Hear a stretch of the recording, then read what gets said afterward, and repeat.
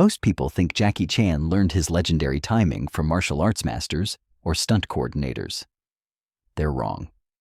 His greatest teacher was never human. It was a narrow Hong Kong alley that breathed with its own rhythm, a concrete corridor that would transform not just one man's career, but the entire language of action cinema. And the only person who truly understood this secret was a location scout named David Chen, whose weathered paper map would become the blueprint for revolutionary filmmaking. David Chen had been walking Hong Kong's streets since 1968, back when location scouting meant trudging through neighborhoods with a camera and prayer, hoping to find spaces that wouldn't cost more than a film's entire budget. By 1983, he'd developed something that bordered on supernatural. He could hear rhythm in concrete, timing in traffic patterns, and musical possibility in the most unlikely urban corners that other scouts dismissed as background noise. His colleagues called it intuition, a lucky gift that couldn't be taught or replicated. David knew it was something more systematic, more scientific, more revolutionary than anyone in the film industry had ever imagined. His worn leather satchel contained the tools of his unique trade that set him apart from every other location scout in Hong Kong: a folded paper map with pencil marks documenting 15 years of acoustic discovery across the colony's urban landscape, a small notebook filled with timing measurements recorded in cramped handwriting, and a cheap digital watch that he used to measure urban rhythms down to the second with scientific precision. Most scouts looked for visual appeal, searching for locations that would photograph beautifully under film lights and satisfy directors' aesthetic visions. David listened for temporal music, documenting how sounds moved through spaces like invisible currents, how footsteps echoed off walls in mathematically precise patterns, how the natural rhythm of city life created invisible metronomes that could guide human movement in ways no choreographer had ever considered. He tested his theories in dozens of Hong Kong locations over the years, building a database of acoustic knowledge that was unlike anything in the film industry. The narrow staircases of Chungking mansions created natural timing for rapid ascent sequences, their concrete steps ringing with echoes that provided perfect percussion for action scenes. The wide spaces of Central's financial district allowed for sweeping movements but lacked intimate rhythm, too open and dispersed to provide the acoustic focus that great action sequences required. The crowded markets of Mongkok provided complex polyrhythms but were too chaotic for precise timing, their overlapping sounds creating audio confusion rather than musical clarity. It was March 1983, 6 weeks before filming began on Project A, when David Chen walked down a forgotten street in Sheung Wan at 5:47 a.m., his footsteps echoing in the pre-dawn silence. The city was still sleeping, its millions of residents tucked away in concrete towers that rose like monoliths against the darkening sky. But the alley was alive with its own organic symphony that few people ever noticed or understood. Traffic hummed in distant layers, creating a natural metronome that pulsed at exactly 72 beats per minute, the same tempo that medical researchers had identified as optimal for human cardiac rhythm. Water dripped from air conditioning units in perfect intervals, adding percussion accents that would make any trained drummer jealous of their mathematical precision. Market vendors 2 blocks away called out in rhythmic patterns that seemed choreographed by the city itself, their voices rising and falling in waves that matched the urban breathing pattern David had been documenting for months across Hong Kong's diverse neighborhoods.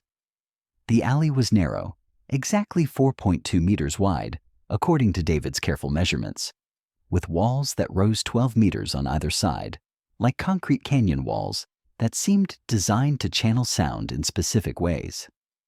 These weren't just architectural details noted for insurance purposes or building code compliance. They were acoustic specifications that created a natural echo chamber, a concrete concert hall that had been performing the same urban symphony for decades without a single audience member who understood what they were hearing. The morning light filtered down between buildings and shafts that moved predictably across the pavement, creating natural spotlights that tracked from west to east as the sun climbed higher, offering built-in illumination that would make cinematographers weep with envy. David pulled out his watch and began timing the rhythm he was hearing with the precision of a scientist documenting a new discovery that would change everything he thought he knew about urban acoustics. Traffic pulse from the main road, every 0.85 seconds with mechanical regularity. Water drip pattern from the building's drainage system, groups of 3 drops every 2.3 seconds, as reliable as any metronome ever manufactured. Footsteps from early commuters on connecting streets.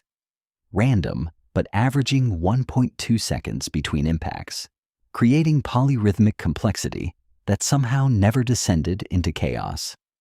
The mathematics of urban music were revealing themselves to anyone who knew how to listen. And David realized he wasn't just hearing random city noise that most people dismissed as pollution. What he heard would change everything. The street wasn't just a location. It was a living timekeeper, a concrete conductor orchestrating an urban symphony that had been playing since 1952.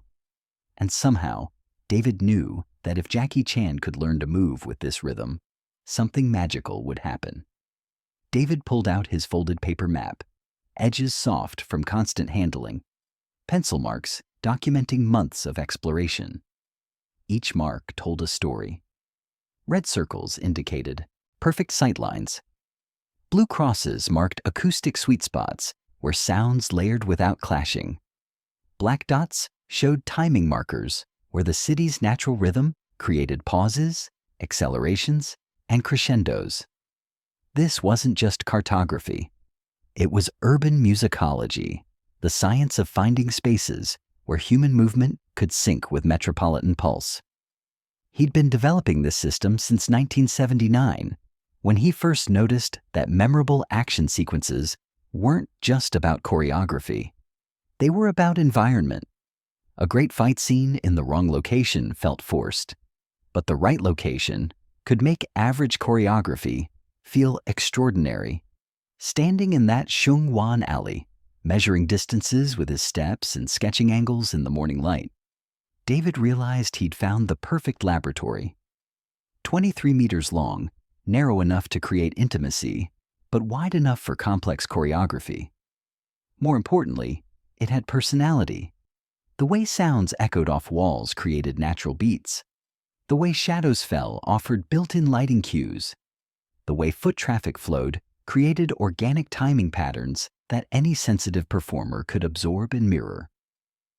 3 days later, David made the call that would reshape action cinema and challenge every assumption the Hong Kong film industry had about the relationship between performers and locations.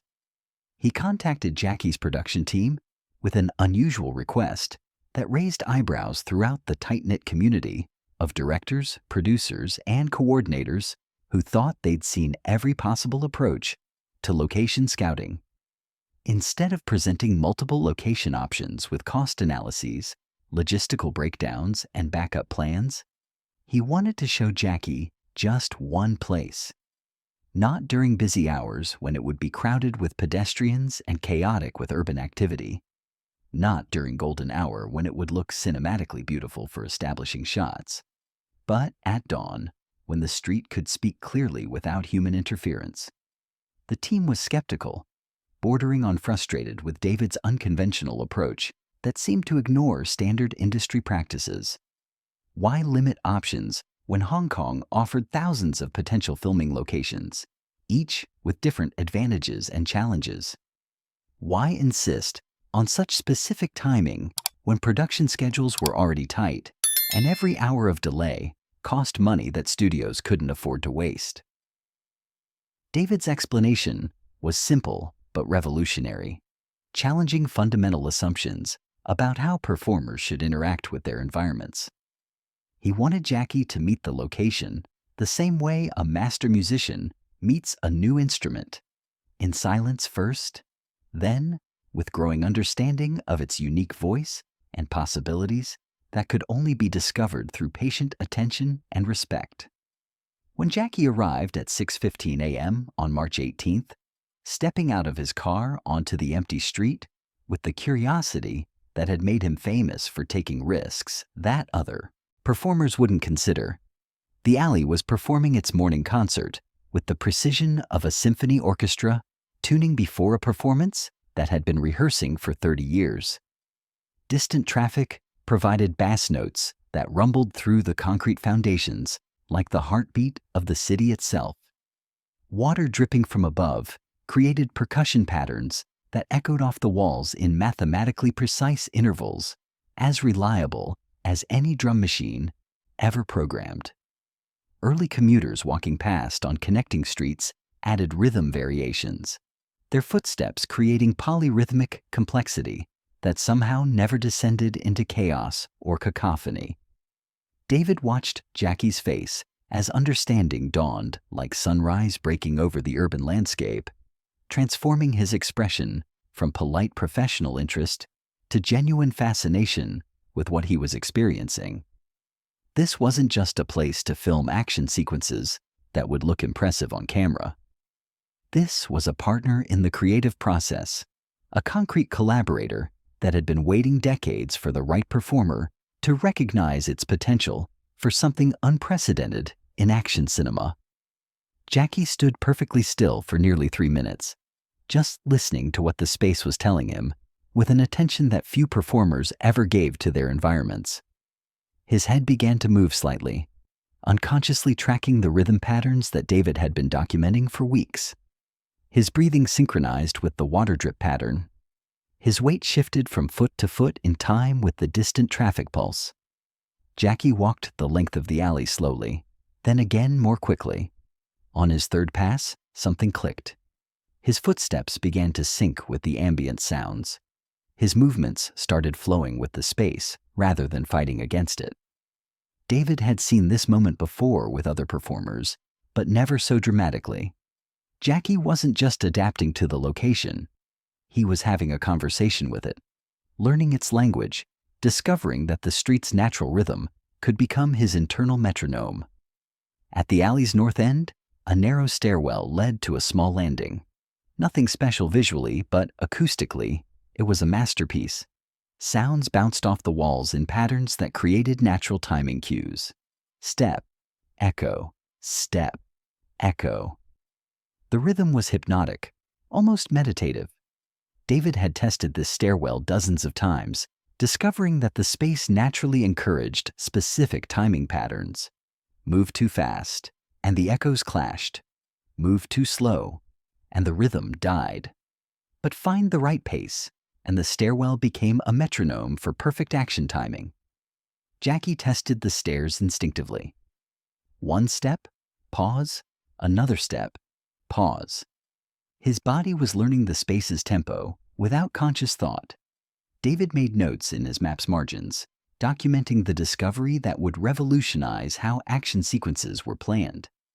The location wasn't just backdrop. It was infrastructure for creativity, architecture that actively participated in performance rather than simply containing it. But there was a problem. The alley wasn't empty space waiting for filmmakers. It was home to Mr. Wong's herb shop, Mrs. Lee's small restaurant, and 3 families who lived in the apartments above. Using this location meant disrupting real lives, interrupting daily routines that had existed long before any camera arrived. David faced the ethical dilemma that haunted every location scout, finding the balance between artistic vision and human respect. The negotiations took 2 weeks. David spent hours with each resident, explaining not just what they wanted to film, but why this specific location mattered. He showed them his map, pointed out the acoustic properties that made their street special, helped them understand that their daily environment had qualities that could contribute to something larger. More importantly, he listened to their concerns, modified shooting schedules to minimize disruption, and ensured that the production would leave the location better than they found it. Mrs. Lee was the holdout. Her restaurant served breakfast, to construction workers starting at 5:30 a.m. Filming would disrupt her busiest hours, potentially costing income she couldn't afford to lose. David spent 3 evenings sitting in her restaurant, learning about her routine, understanding the precise timing of her morning preparation. Finally, he proposed a solution. The production would hire Mrs. Lee to cater meals for the crew during filming, turning potential disruption into economic opportunity. 2 days before filming, Hong Kong weather provided its own plot twist. Heavy rain transformed the alley's acoustic properties completely. Sounds that had been crisp became muffled. Timing patterns that had been clear became muddy. David stood in the rain at 6 a.m., watching his carefully planned location become something entirely different. Most scouts would have panicked. David did something else entirely. He listened harder. The rain wasn't destroying the location's rhythm. It was revealing new layers. Water running down walls created additional percussion.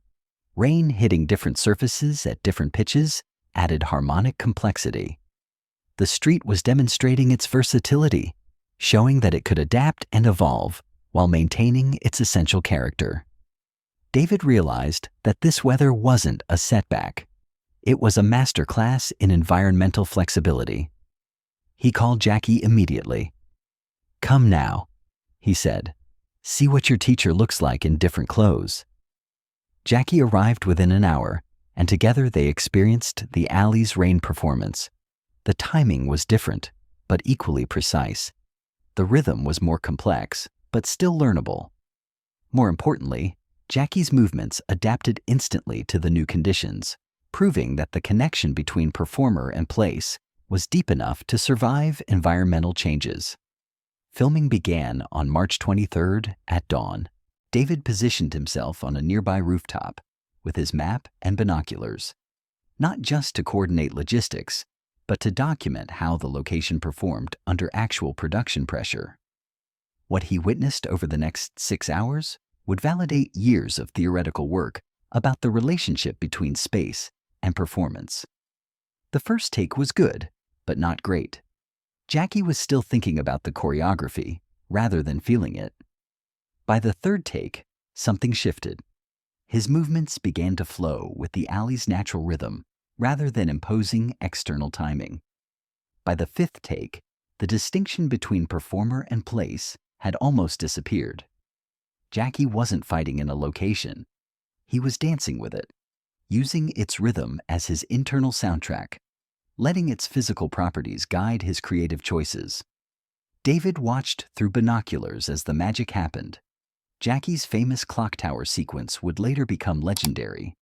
But the foundation for that perfect timing was being built here, in this narrow alley, through this intimate collaboration between human creativity and urban environment. The street was teaching Jackie lessons about rhythm and flow that no human instructor could provide. The city itself had become his movement coach. At 11:23 a.m., during what would become the 15th and final take, something extraordinary occurred. Jackie attempted a move that wasn't in the original choreography, a spontaneous leap that used the alley's acoustic properties to time his landing perfectly. The sound of his footsteps hitting the pavement created a percussion accent that matched the ambient rhythm so precisely that everyone on set stopped what they were doing. Even the camera operators, who had seen thousands of action sequences, recognized they were witnessing something unprecedented. David made a note in his map's margin. Subject becomes environment. Environment becomes subject. Fusion achieved. This moment would be referenced in film schools for decades as an example of perfect integration between performer and place. But for David, it represented validation of his belief that the best action cinema happened when human creativity partnered with environmental intelligence rather than trying to overpower it. The footage from that day would be studied by choreographers and directors worldwide, not just for Jackie's performance, but for the way the location actively participated in the action. The alley's rhythm had become visible in the final edit, its timing patterns embedded in the sequence's structure. Audiences felt the space's personality without understanding why. The location had transcended its role as backdrop to become co-star. David's approach spread throughout the Hong Kong film industry. Directors began hiring location scouts, not just to find pretty places, but to discover environments that could enhance performance. The concept of rhythmic architecture became standard terminology. Film schools added courses on environmental psychology.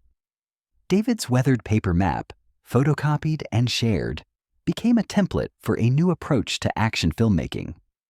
30 years later, that Sheung Wan alley still exists, though the businesses have changed and families have moved on. Film students make pilgrimages to walk where Jackie learned to sync with urban rhythm. David, now retired from active scouting, still visits occasionally, sitting quietly and listening to how the street's voice has evolved over decades. The map he carried that day, with its pencil marks and margin notes, resides in the Hong Kong Film Archive. But its real legacy lives in every action sequence that prioritizes environment as creative partner rather than mere location. Jackie Chan's legendary timing wasn't just the result of martial arts training or natural athletic ability. It was the product of learning to listen to the city itself, to let urban rhythm become internal rhythm, to discover that the greatest movement coach was never human at all. The narrow alley in Sheung Wan taught Jackie Chan perfect timing. But more importantly, it taught the film industry that the most powerful performances happen when human creativity learns to dance with the intelligence that already exists in the spaces around us. Sometimes the best teachers aren't people. Sometimes they're places that have been waiting patiently for the right student to arrive and start listening to lessons written in concrete, steel, and the eternal rhythm of city life.